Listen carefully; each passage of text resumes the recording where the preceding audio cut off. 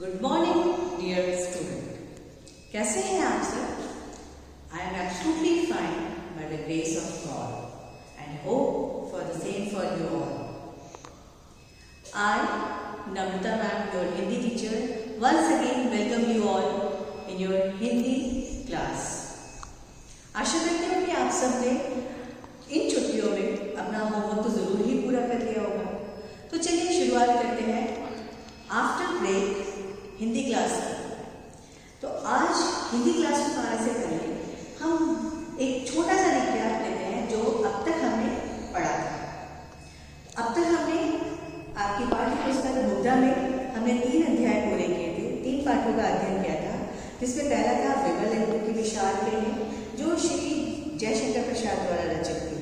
दूसरा हमने नादान दोस्त का अध्ययन किया था और तीसरा हमने तीर्थ यात्रा. देखो बच्चों, साहित्य में हम कविता पढ़ें चाहे कहानी पढ़ें, उन सब के पीछे एक ही उद्देश्य होता है, हमें कुछ सीख, कुछ सिखाना. इन कहानियों के माध्यम से हमें बहुत कुछ सीखने को मिलता है और उन कहानियों से जो हमें शिक्षा मिलती है उस शिक्षा को हमें आत्मसात कर लेना चाहिए. आत्मसात से मतलब we should absorb, so that जब हम अपनी ज़िंदगी में, अपने जीवन में, प्रैक्टिकल लाइफ में आते हैं तो हमें वो बहुत ही ज़्यादा मददगार साबित होती है और हमारे जीवन को सफल बनाती है. तो चलिए आज हम शुरुआत करते हैं नए चैप्टर की, नए पाठ की, और पाठ 6 हींग वाला.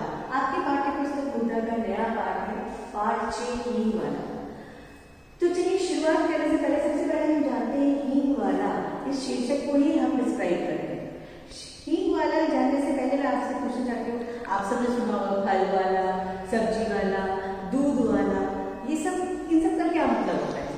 फल वाले से मतलब होता है यानी फल बेचने वाला, दूध वाले का मतलब दूध बेचने वाला, और सब्जी वाले का मतलब सब्जी बेचने वाला. ऐसे ही हींग वाले का मतलब भी होगा हींग बेचने वाला. आप सब हींग के बारे में अच्छे से जानते होंगे क्योंकि हर एक के घर में हर एक की मम्मा हींग का इस्तेमाल करती है. हींग एक बहुत ही अच्छा स्पाइस है और एक ये कहना चाहिए कि मेडिसिनल औषधीय गुणों से भरपूर ये हींग एक स्पाइस है. आप सब जानते हैं ना, हमारे देश में जो ब्रिटिशर्स आए थे, ब्रिटिशर्स के आने का भी रीज़न, बहुत बड़ा रीज़न था ये स्पाइसेस. हमारे देश के स्पाइसेस यानी मसाले पूरे विश्व में मशहूर हैं और उसी की वजह से हमारे देश में ब्रिटिशर्स आए भी थे और फिर इसके साथ ही उन्होंने अपना व्यापार शुरू करा. तो हींग भी बहुत एक अच्छा मसाला है जो कि औषधीय गुणों से भरपूर है और वो हमारे पेट के लिए, स्पेशली हमारे स्टमक यानी डाइजेशन, पाचन क्रिया में ये हमारे लिए बहुत मददगार होता है. आपने देखा होगा जब छोटे बच्चे बीमार होते हैं तो मम्मा हींग को थोड़ी सी चम्मच में पानी में घोल कर फिर उसकी नाभि में लगा देती हैं, जिससे वो बच्चा तुरंत ही पेट दर्द से ठीक हो जाता है. तो आज हम इसी पाठ का अध्ययन करेंगे हींग वाला. और हींग वाली कहानी में जो मैंने यहाँ पे आपको आज पाठ का जो हमारी पाठ योजना है, इस कहानी में आपको मैं आज शीर्षक परिचय एवं रचयिता के बारे में बताऊंगी, पात्र परिचय दूंगी, कहानी का उद्देश्य बताऊंगी और कहानी का सारांश है, कहानी को आपको एक करके भी बताऊंगी. कहानी की शीर्षक परिचय जैसे कि मैंने आपको बताया, हींग वाले का मतलब होता है हींग बेचने वाला, और कहानी की जो रचयिता है श्रीमती सुभद्रा कुमारी चौहान है. इस कहानी में कुल 7 पात्र हैं, 7 कैरेक्टर्स हैं. सबसे पहले आता है मुख्य पात्र है खान और सावित्री. खान हींग बेचने वाला है, सावित्री अम्मा है, रतन उनका बड़ा बेटा है, मुन्नी छोटी बेटी है, उनकी छोटे छोटे बेटा है, देहाती गांव वाला है और राहु उनका नौकर है. तो चलिए कहानी का उद्देश्य जानने से पहले हम कहानी का पठन कार्य करते हैं. जब कहानी पढ़ लेंगे आपको समझ में आएगी तो आपको आसानी से कहानी का उद्देश्य पता चल जाएगा. तो चलिए आज शुरुआत करते हैं कहानी हींग वाला. अम्मा हींग लेगा, कहता हुआ लगभग 35 साल का एक खान आंगन में आकर रुक गया. पीठ पर बांधे हुए पीपे को खोलकर उसके नीचे रख दिया और मौलसिरे के नीचे बने हुए चबूतरे पर बैठ गया. भीतर बरामदे में से एक 9-10 वर्ष के बालक ने बाहर निकलकर उत्तर दिया, अभी कुछ नहीं लेना है, जाओ. अभी मैंने आपको एक वर्ड बताया था, पीपे का मतलब होता है जो पीठ पर पोटली बांध कर लेकर आया था. तो पीपे का मतलब होता है पोटली. पर खान भला क्यों बैठ गया और अपने साफे के छोर से हवा करता हुआ बोला, अम्मा हींग ले लो अम्मा, हम अपने देश को जाता है, बहुत दिनों में लौटेगा। सावित्री रसोई घर से हाथ धोकर बाहर आई और बोली, हींग तो बहुत सी ले रखी है खान, अभी 15 दिन ही हुए नहीं, तुमसे ही तो नहीं ली थी। वह उसी स्वर में फिर बोला, हेरा हींग है, यहाँ हींग का नाम हेरा है, ध्यान रखिएगा, ये हेरा हींग बहुत अच्छी हींग है और ये हींग का नाम है। माँ, हम तुम्हारे हाथ की बोहनी मांगता है। बोहनी का मतलब जानते हैं आप सब? बोहनी का मतलब होता है शुभ शुरुआत। अगर हम सुबह सुबह किसी के दरवाजे जाते हैं और अपना सामान बेचते हैं तो उससे कहते हैं कि भाई आप ले लो, क्योंकि आपके हाथ से लिया हुआ सामान जब आप लेते हो तो मेरी बहुत अच्छी शुरुआत होती है, तो उसी को बोलते हैं बोहनी। एक ही तोड़ा ले लो पर लो जरूर। इतना कहकर फौरन एक डिब्बा सावित्री के सामने सरकाते हुए कहा, तुम और कुछ मत देखो माँ, यह हींग 1 नंबर है, हम तुम्हें धोखा नहीं देगा। सावित्री बोली, पर इतनी हींग लेकर क्या करूंगी, ढेर सारी तो रखी है। खान ने कहा, कुछ भी ले लो अम्मा, हम देने के लिए आया है, घर में पड़ी रहेगी, हम अपने देश को जाता है। यानी खान किसी दूसरे देश का आया हुआ है हमारे देश में और वो हींग बेचने का काम करता है, खुदा जाने कब लौटूंगा। और खान बिना उत्तर की प्रतीक्षा किए हुए हींग तोड़ने लगा। इस पर सावित्री के बच्चे बहुत नाराज हुए, सभी बोल उठे, मत लेना माँ, मत लेना माँ, तुम कभी न लेना। जबरदस्ती बोले जा रहे। जब खान ने हींग तोड़कर गुड़िया बनाकर सावित्री के सामने रख दी, तब सबसे छोटे बच्चे ने गुड़िया उठाकर खान की ओर फेंकते हुए कहा, ले जाओ, हमें नहीं लेना, चलो माँ भीतर चलो। सावित्री ने किसी की बात का उत्तर ना दे हींग की पुड़िया उठाई और पूछा, कितने पैसे हुए खान? 35 पैसे अम्मा, खान ने उत्तर दिया। सावित्री ने 7 पैसे तोले के भाव से 5 तोले का दाम 35 पैसे लाकर खान को दे दी। खान सलाम करके चला गया, पर बच्चों को माँ की यह बात अच्छी नहीं लगी। बड़े लड़के ने कहा, माँ तुमने खान को वैसे ही पैसे दे दिए, हींग की क्या जरूरत थी? छोटा वहां से चढ़ के बोला, दो माँ, 35 पैसे हमको भी दो, हम बिना लिए ना रहेंगे। लड़की जिसकी उम्र 8 साल की थी, लड़की यानी मुन्नी, उसकी उम्र 8 साल की थी, बड़े गंभीर से स्वर में बोली, तुम माँ से पैसे ना मांगो, वो तुम्हें ना देगी, उनका बेटा तो वही खान है। सावित्री को इन बच्चों की बातों पर हंसी आ गई। उसने अपनी हंसी लगाकर बराबरी तौर से कहा, चलो चलो, बड़ी बातें बनाने लग गए, खाना तैयार है, खाना खाओ। छोटा बोला, पहले पैसे दो, तब खान को जो तुमने खान को दिए। सावित्री ने कहा, खान ने पैसे के बदले में हींग दी है, तुम क्या दोगे? छोटा बच्चा बोला, मिट्टी देंगे। सावित्री हंस पड़ी, अच्छा चलो, पहले खाना खा लो, फिर मैं रुपए जुड़ाकर तीनों को 35 पैसे दे दूंगी। खाते खाते हिसाब लगाया गया, 1 रुपये में से 100 पैसे, 100 पैसे में से 35 पैसे रतन लेगा, 35 पैसे मुन्नी लेगी, छोटे के लिए तो 30 पैसे ही बचेंगे ना। छोटा तो बिगड़ पड़ा, कभी नहीं, मैं 30 पैसे नहीं लूंगा। और दोनों में मारपीट हो चुकी शुरू। यदि मुन्नी 30 पैसे स्वयं लेना स्वीकार ना करती तो बस फिर तो तीनों बच्चों में आपस में लड़ाइयाँ शुरू हो जाती। मुन्नी थोड़ी समझदार थी, इसलिए उसने कहा, चलो 30 पैसे मैं ले लूंगी। खाना खाते खाते हिसाब लगाया गया, 1 रुपये, कई महीने बीत गए। सावित्री को की हींग सब खत्म हो गई। इस बीच होली आई। होली के अवसर पर हिंदू मुसलमान ने बड़ा भयंकर दंगा होने लगा। बहुत से हिंदू मुसलमान मारे गए, मरने वालों में 2 खान भी थे।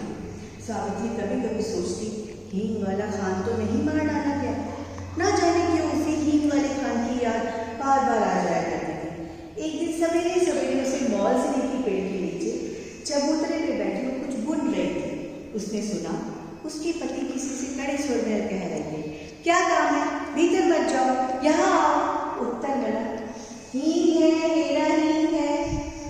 और खान तब तक आंगन में सावित्री के सामने पहुंच चुका था। खान को देखते ही सावित्री ने कहा, बहुत दिनों में आए खान, हींग तो कब की खत्म हो गई। खान बोला, देश को गया था अम्मा, परसों ही तो लौटा हूं मैं। सावित्री बोली, यहाँ तो हिंदू मुसलमानों में बहुत जोर का दंगा हो गया। खान बोला, सुना, समझ नहीं है लड़ने वालों बेटा आप सब ने भी देखा होगा, कई बार हिंदू मुसलमानों के बीच सांप्रदायिक दंगे हो जाते हैं, छोटी छोटी बातों को लेकर दंगे हो जाते हैं हिंदू मुसलमान में, ये जात निराली को लेकर, और हमें ऐसा नहीं करना चाहिए। खान बोला, सुना, समझ नहीं है लड़ने वालों में।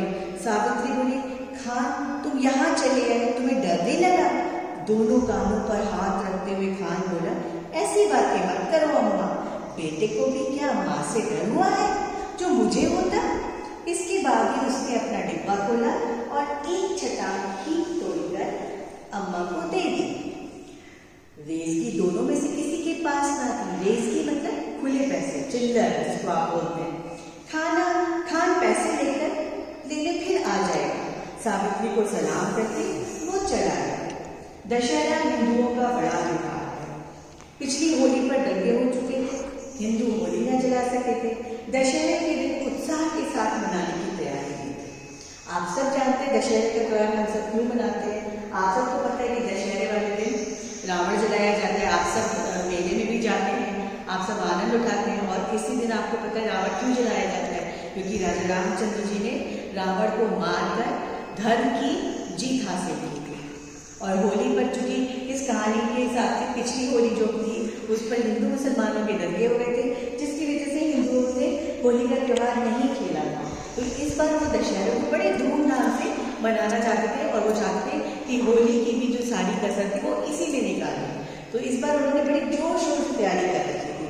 आप सब भी यहाँ पे भी देखते हैं, आप दशहरे का मेला लगता है, आप सब भी जाते हैं, सिटी पार्क के सामने लगता है, आप देखते हैं उसको।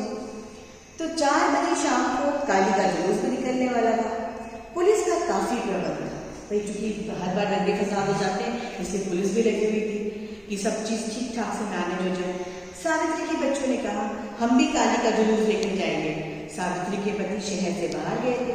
सावित्री स्वभाव से भीरू थी। भीरू मतलब थोड़ी डरपोक। उसने बच्चों को पैसे का, खिलौनों का, सिनेमा का, ना जाने कितने सारे प्रलोभन दिए, पर बच्चे ना माने। सो ना, प्रलोभन का मतलब लालच दिया। नौकर रामू भी जुलूस देखने को बहुत उत्सुक था। उसने कहा, भेज दो ना माँ जी, मैं अभी दिखा कर लिए आया था। लाचार होकर सावित्री को काली का जुलूस दिखाने के लिए बच्चों को भेजना पड़ा। उसने बार बार रामू को ताकी मतलब हिदायत दी, इंस्ट्रक्शन दी कि दिन रहते ही बच्चों को लेकर लौट आना।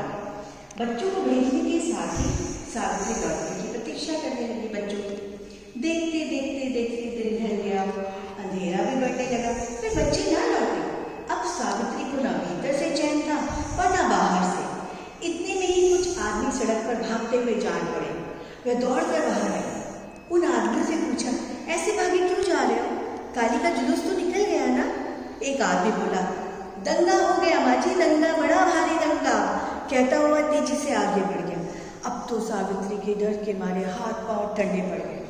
उसी समय फिर से कुछ लोग तेजी से आते हुए दिखे। सावित्री ने उन्हें भी रोका। उन लोगों ने कहा, दंगा हो गया है, अब सावित्री क्या करे? उन्हीं में से एक में से किसी ने कहा, भाई तुम मेरे बच्चों की खबर ला दो। 2 लड़के हैं, 1 लड़की है, मैं तुम्हें मुंह मांगा इनाम दूंगी। एक देहाती ने जवाब दिया, कहा हम तुम्हारे बच्चन का पहचानत है माँ। फिर जान से पिया कुछ नहीं हो, वह कहकर चला गया। उसने अपनी ही देहाती भाषा, देहाती का मतलब होता है गांव के लोग, तो गांव के लोग भी मेला देखने गए थे, तो मेला वाले गांव से बोल के लौट रहा था एक देहाती, तो गांव वाले से उसने पूछा ले कि सावित्री ने मेरे बच्चों को, तो उसने कहा हम क्या पहचानते हैं तुम्हारे बच्चों को? और फिर सबको अपनी जान प्यारी होती है, उससे ज़्यादा प्यारा कुछ नहीं होता। सावित्री सोचने लगी, सच तो है, इतनी भीड़ में भला देहाती मेरे बच्चों को खोजे भी तो कैसे? पर अब करे भी तो क्या करे? उसे रह रहकर अपने पर क्रोध आने लगा। आखिर उसने बच्चों को भेजा ही क्यों? वे तो बच्चे ठहरे, जिद तो करते ही हैं, पर भेजना उसके हाथ की बात है। सावित्री पागल सी हो गई। बच्चों की मंगल कामना के लिए उसके सभी देवी देवता बनाए। शोरगुल बढ़कर शांत हो गया। रात के साथ नीरवता बढ़ती गई। नीरवता मतलब शांति। रात में जब सब सो जाते हैं तो एकदम छम शांत हो जाता है, तो वैसे ही शांत हो गया, पर बच्चे लौट कर नहीं आए। सावित्री उदास हो गई और फूट फूट कर रोने लगी। इस समय उसे तभी एक चिर परिचित यानी जानी पहचानी सी आवाज सुनाई दी, अम्मा। सावित्री दौड़ कर बाहर आई। उसने देखा उसके तीनों बच्चे खान के साथ सकुशल लौट आए।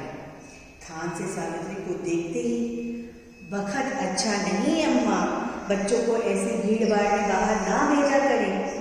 बच्चे दौड़कर मां से निपट गए। देखा, ये कहानी यही खत्म होती। तो आप सबने देखा कि जाति एवं धर्म के लिए आपसी दंगे हो जाते हैं, छोटी छोटी सी बातों को लेकर दंगे फसाद हो जाते हैं। तो इस कहानी से हमें सबसे पहली शिक्षा यही मिलती है कि हमें जाति और धर्म के नाम पर आपस में लड़ना नहीं चाहिए। इससे सबका ही नुकसान होता है, समाज का, देश का, हमारा, जान माल का, सबका नुकसान होता है। दूसरा, हमेशा हमें भाईचारे का संदेश देता है। आप सब जानते हैं हमारा देश भारत बहुत विशाल देश है।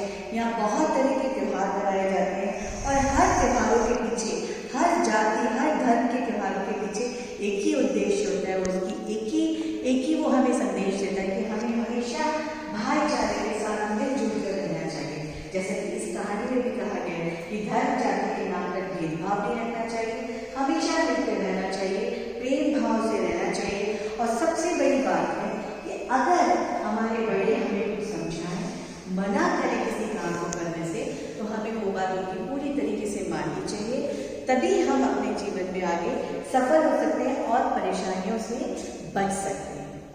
तो बच्चों, आज के लिए बस इतना ही। आज हमने एक ही वाला पाठ पढ़ा। आप सब अपने घर में अपने पाठ्य पुस्तक से कहानी